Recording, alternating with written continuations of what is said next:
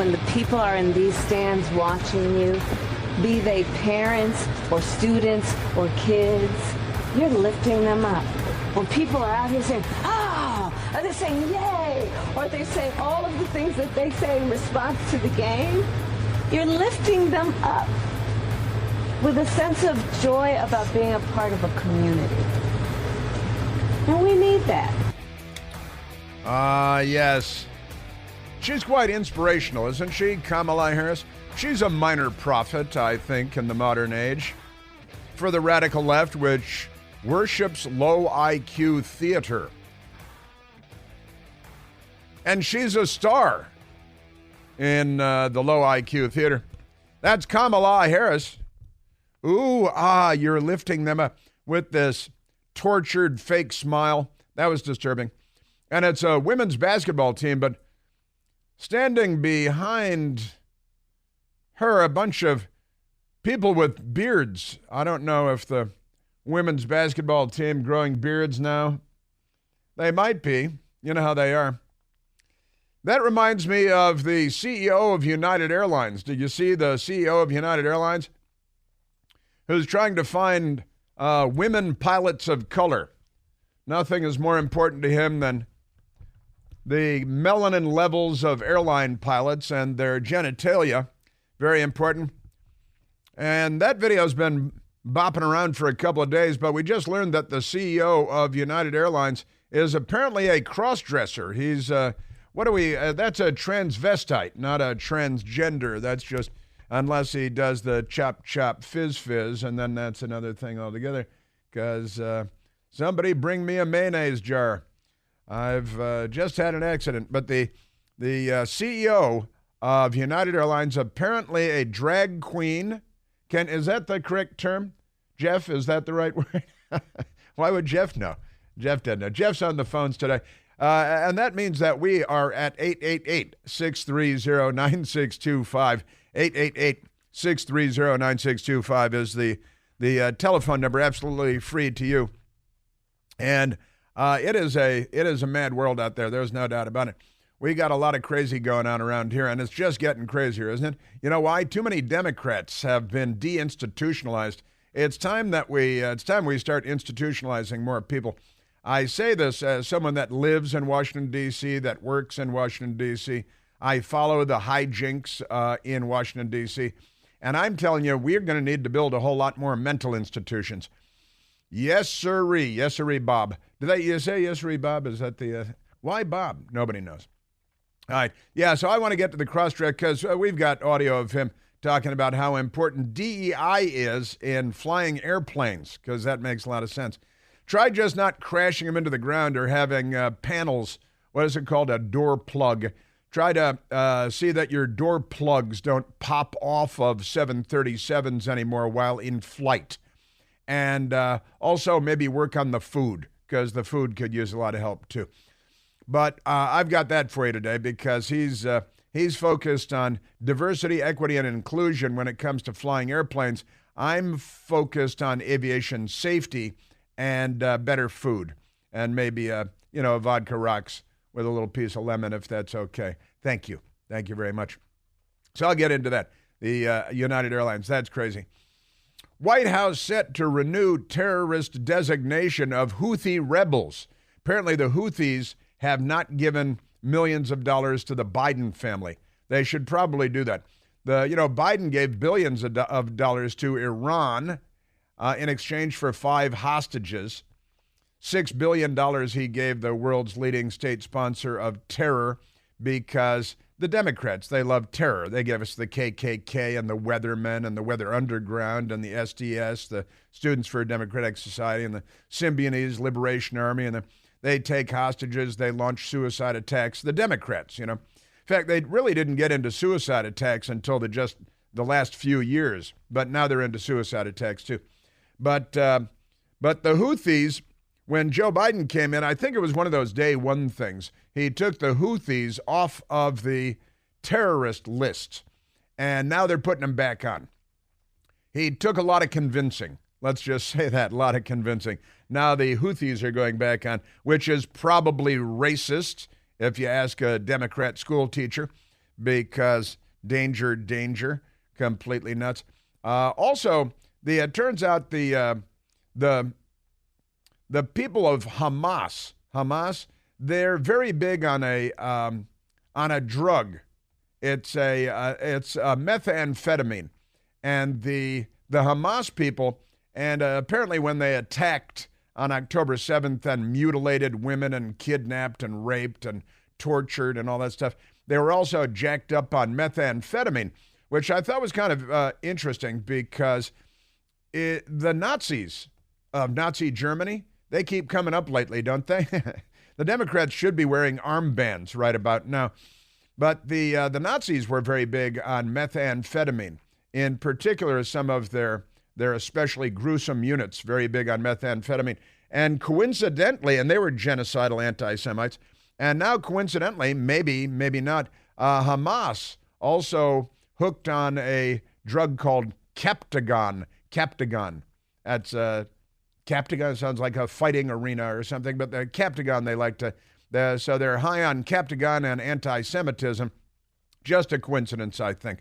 Also, the Houthis, they're big on khat. They chew khat, leaves and sticks that get them high, like in Somalia. You may remember in Somalia they chewed this drug khat, and they were all high all the time, and Black Hawk Down, all that stuff. So it turns out all these lunatics over there are high on drugs, which is another thing the Democrats have in common with them. Because I was reminded when I saw this methamphetamine thing in the Nazis and then the Hamas with the methamphetamines and the Captagon, I was reminded that their hero, George Floyd, St. George of fentanyl, his blood system was also coursing with methamphetamine. Just a coincidence, I'm sure. Also fentanyl, but pay no attention to that. So we got a lot of crossover, a lot of commonalities that ought to be pointed to. And thanks to the Biden administration, Iran, according to an expert in such affairs, he's saying that Iran, because of Joe Biden and Barack Obama, who are not on our side, they're not on our side at all. They're not liberals, they're the left. It turns out that Iran they've been enriching uranium. I talk about it. Enriching uranium, spinning centrifuges and all this good stuff.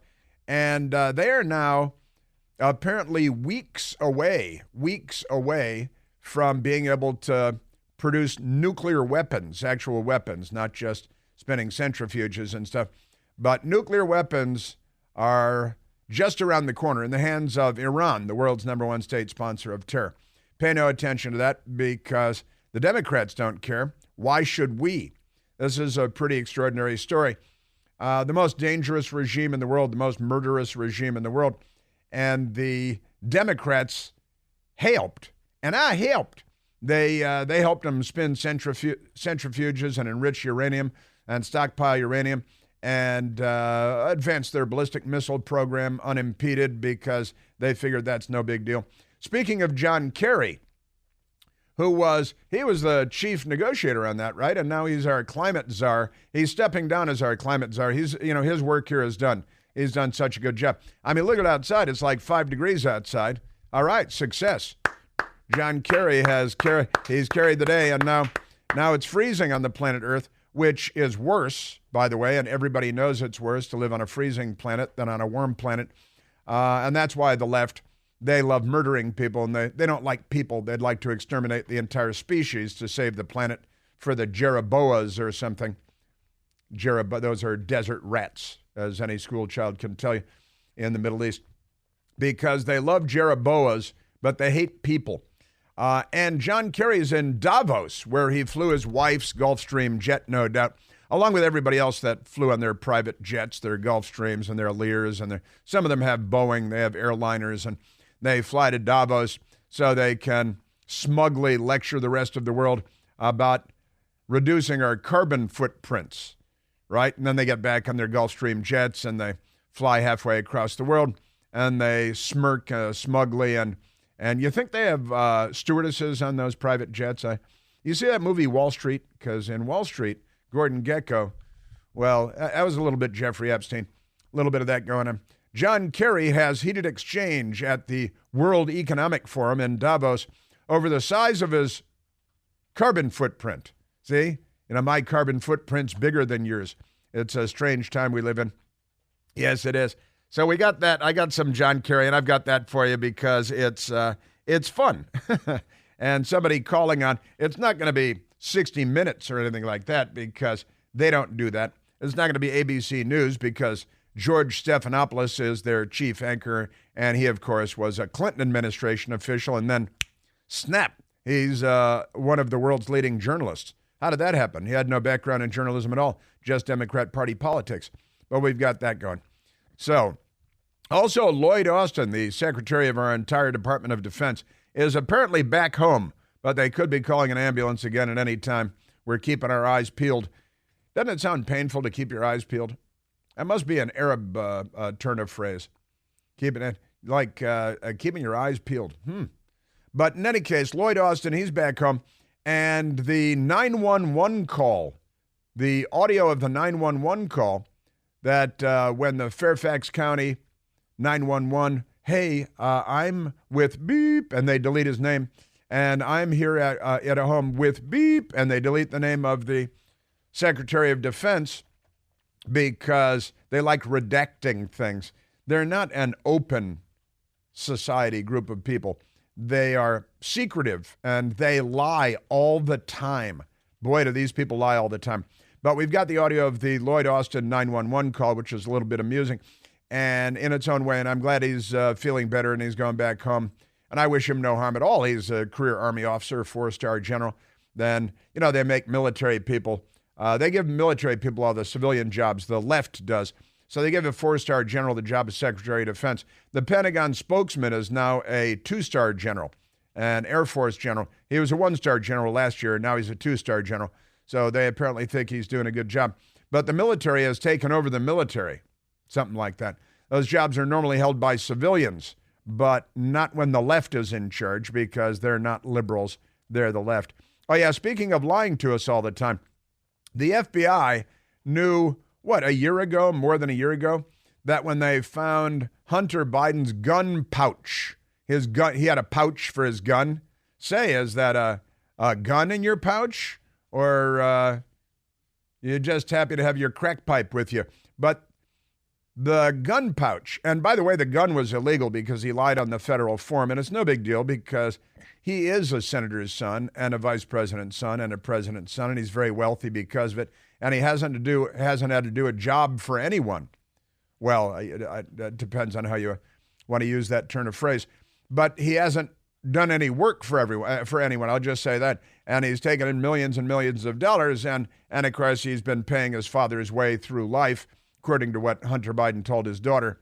Which daughter? The one that he talks to. And that's amazing, but they found cocaine. Cocaine! Hunter Biden's gun pouch had cocaine residue on it. As opposed to what? I mean, residue as opposed to what? Of course it's residue. Stupid, it's a powder. Of course, he has crack too, so it's hard to say. Prosecutors claim that Hunter Biden's gun pouch with his illegal gun, because he lied on the federal form about being a drug addict, had cocaine residue on it. And the FBI has known this for how long? For how long is this? The FBI has known. Boy, they knew. And the FBI, they don't, they keep a secret because it sounds like they might be shaking people down or blackmailing people, the FBI.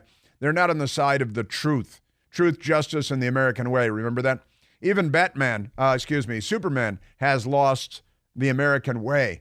And who is that? Marvel Comics? It's DC. That's DC Comics. They have truth and justice, but they eliminated the American way because they're anti-American, because they're Democrats.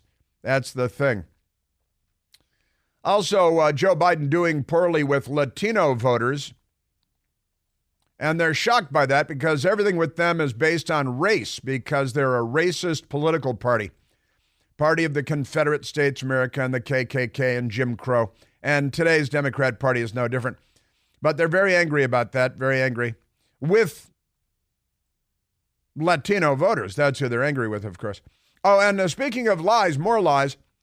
3 migrants drowned trying to get into the country, and the White House lied about it, and then we found out the truth, and they're attacking the state of Texas more aggressively, the Biden White House is, and Biden is, state of Texas and Governor Abbott more aggressively than they're attacking the Houthis. They're not bombing Texas yet, but it can't be too far behind. And how many countries has Joe Biden bombed? More aggressively going after Governor Abbott and Texas than they are after Hamas.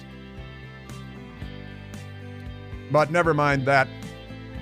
The Democrats are still trying to lynch Daniel Penny, the former Marine who wrestled that mentally ill, drug-addled lunatic to the ground on a train in New York and accidentally killed him. Cross-dressing United Airlines CEO. Our news media, the most corrupt institution in America. And how do you play football in Detroit when it's cold out? That's coming up. We're at 888-630-9625. Latinx. Hey, it's Chris Plant, excited to tell you about our July 2024 Listener Sea Cruise. We'll be sailing around the British Isles, visiting Scotland and Ireland. Please join us. Visit ChrisPlantCruise.com. Ah, yes.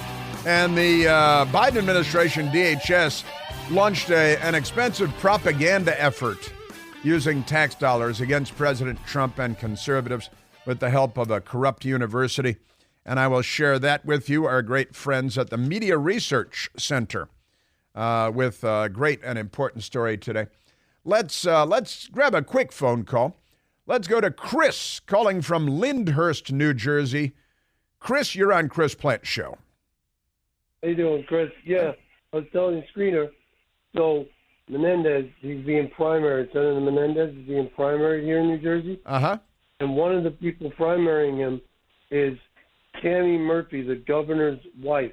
And the sick part of that is her and him are always talking about DEI. It's like, well, then why are you, a rich white woman, primarying a person of color, right? Like, I mean, the same holds true for Biden, right? If you were so about DEI, why don't you step down and let the first woman of color be the president?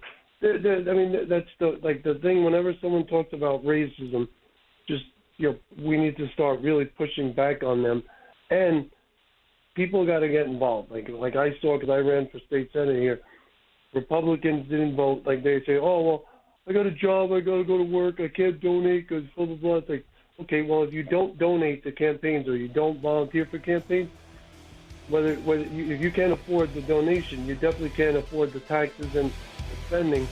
That's a fact, and you got to vote.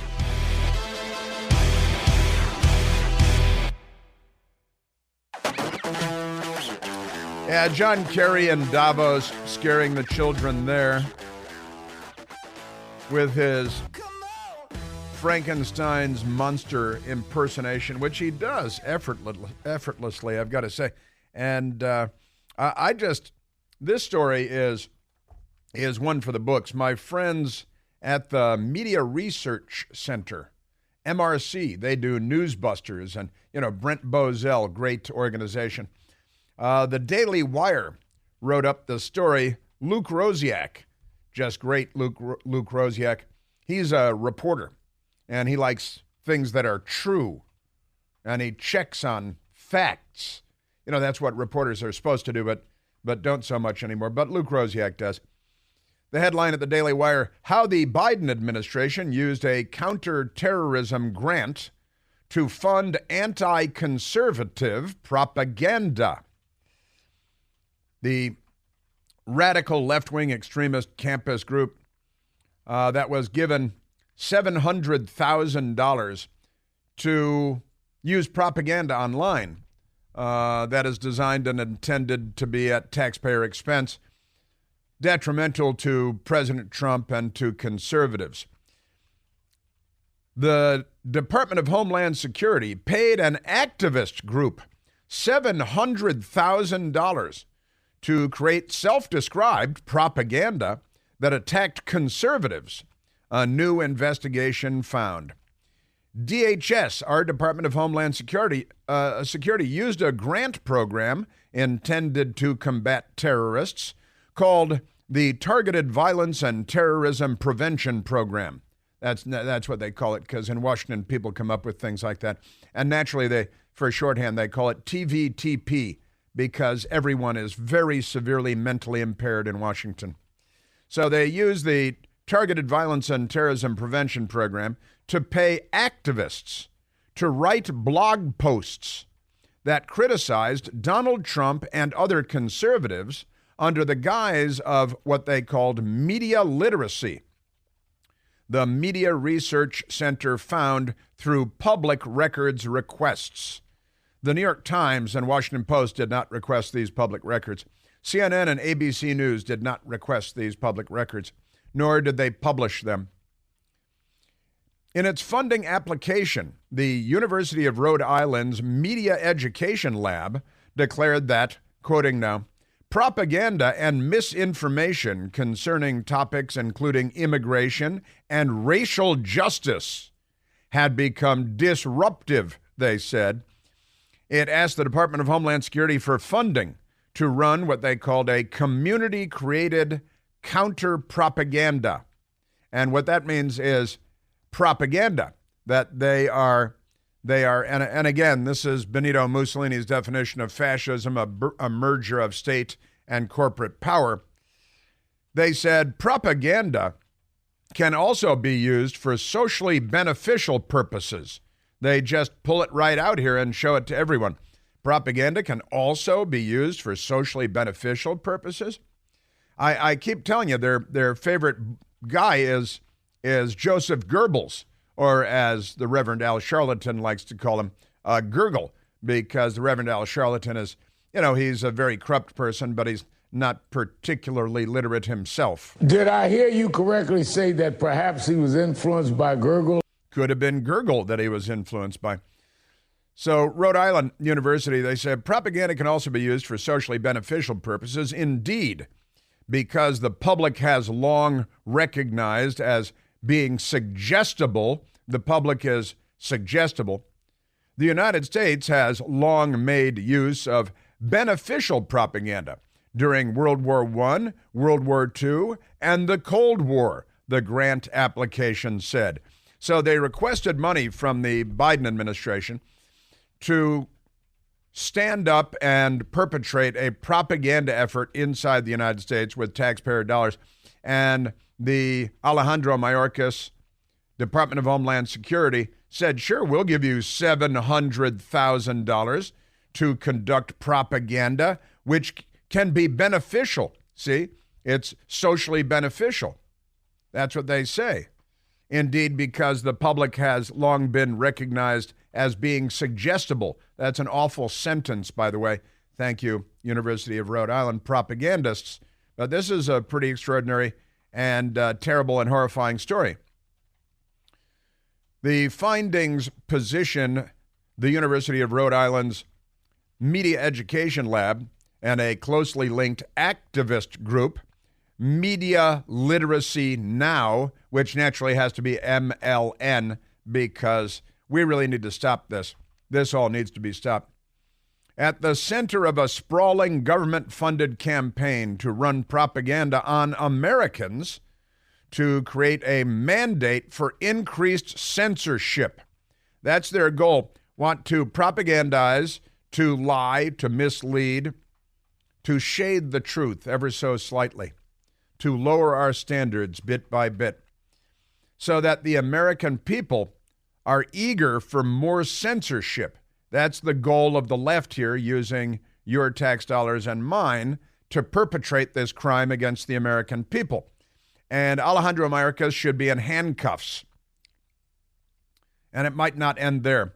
The Daily Wire reported last week that the same groups were also paid by the State Department, which had them arrange for German anti-disinformation activists to train U.S. school teachers on the techniques used in that country, Germany, Deutschland, which has some of the most anti-free speech policies in the West.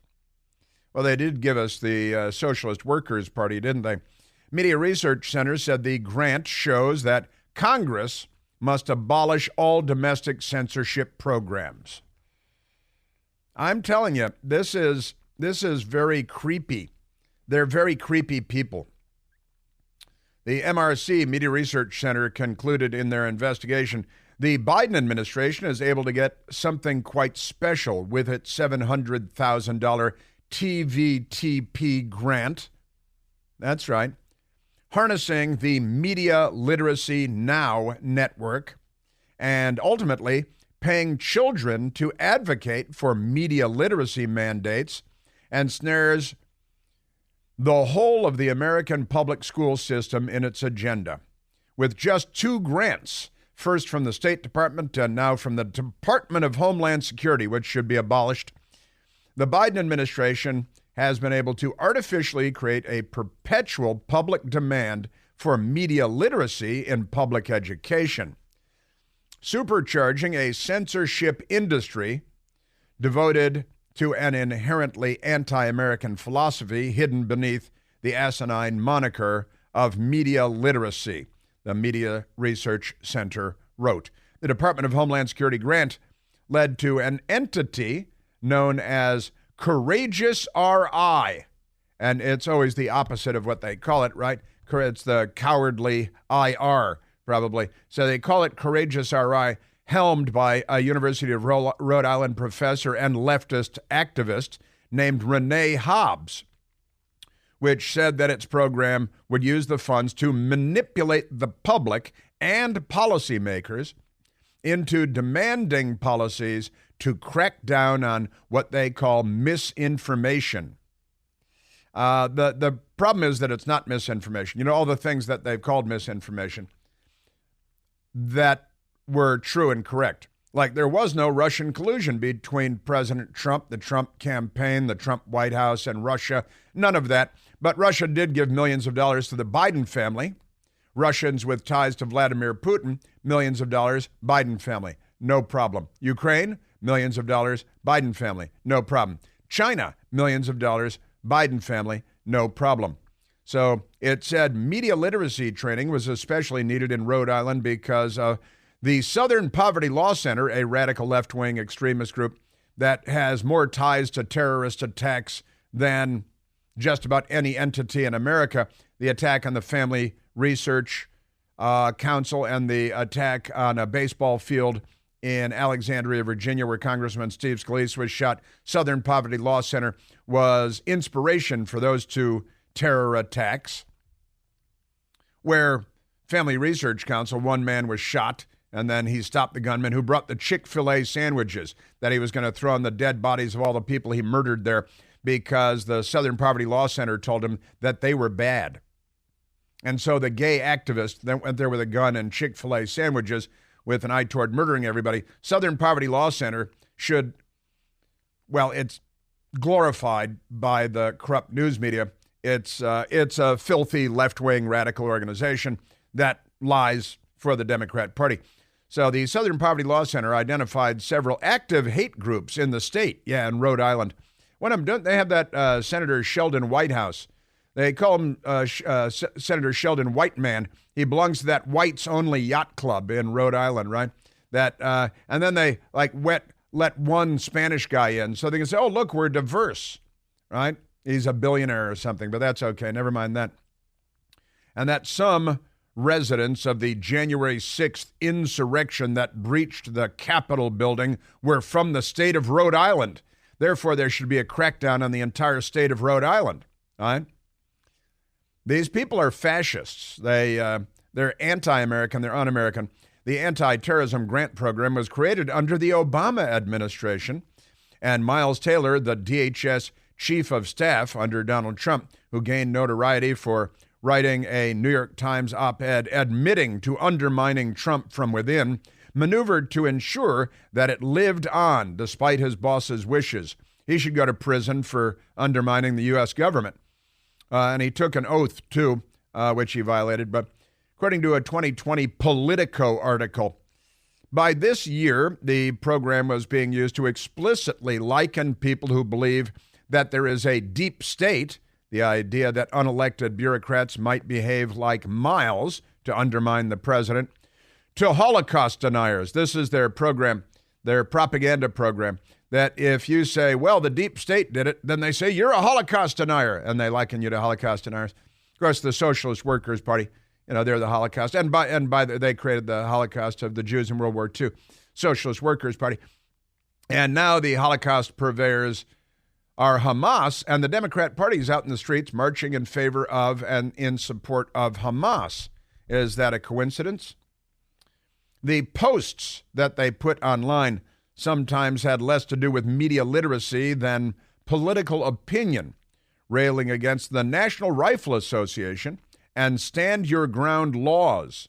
So wait a minute, they're using our tax dollars, hundreds of thousands of dollars, funneled to them by the Biden administration and Alejandro Mayorkas' Department of Homeland Security, to do propaganda online that advances the Democrat Party's corrupt causes against self-defense and the Second Amendment to the Bill of Rights. We are all living in darker, scarier, angrier, less hopeful country thanks to Mr. Trump's influence, they wrote. And are we on the verge of civil war? I know you guys should stop burning everything, looting, attacking police stations, burning police cars. And by the way, stop shooting people, Democrats. Stop carjacking people. Stop looting every store you walk by. Stop stripping the shelves bare at drugstores and every place else. Criminal enterprise. How many riots for the Democrat Party since Obama became president? Since George Floyd died of heart failure while being arrested for yet another felony, while illegal narcotics coursed through his veins. Are we on the verge of civil war? One taxpayer-funded radical left-wing poster put, complaining that Trump was able to crawl into the safety of First Amendment protections. Wait a minute, the president has First Amendment rights? That has to stop. Let's stop it now while Biden's in the White House. What do you think, you fascists?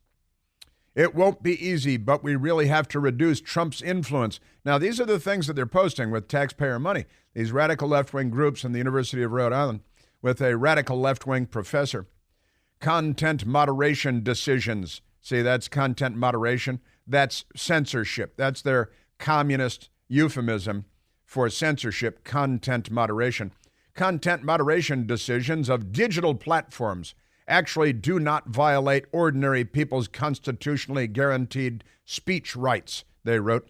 That's because private social media companies are not bound by the First Amendment. This is what they're writing with taxpayer money. This is the left. They're here. They're coming for your rights. The left is coming for your rights. The political right enjoys higher amplification compared to the political left, they wrote. That is a flagrant falsehood, a most ridiculous falsehood. They have media dominance. Dominance, I tell you. The DHS-funded entity served to bring together federal and state law enforcement officials, anti-free speech activists, teachers, and Democrat advocacy groups. And this is still ongoing right now. Thank you very much. Media Research Center found out about it. Luke Rosiak at Daily Wire writing about it. Rhode Island Secretary of State Greg Amore, a Democrat, made his department an official partner of Courageous RI and assigned his staff on the taxpayer dole to ghostwrite the program's manifesto, like the Unabomber and the Communist Manifesto. The manifesto said that anti-government theories can lead to targeted violence and domestic terrorism. Now, you guys should really stop the political violence that you've normalized in the United States, your mob political violence, your attacks on the police, your organized crime, looting, your, boy. This is a dangerous time in the United States of America because the left is here. They tell you that they're liberals, but they're not. They're the left. No one is more dangerous than the left. Just look at the 20th century.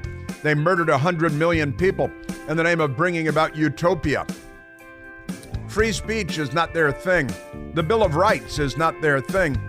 And they're using our taxpayer money to launch propaganda efforts from universities and government agencies. These are dangerous people. They're not on our side. They're not liberals. They're the left.